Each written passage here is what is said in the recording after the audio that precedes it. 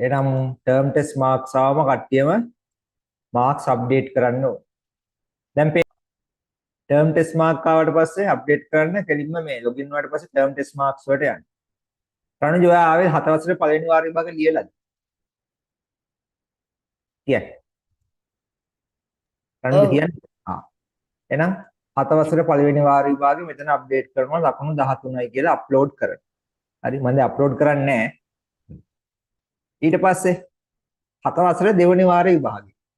ඒකට ලකුණු 50යි. හරි. තේරෙනවනේ? අප්ලෝඩ් කරන්න. හරි.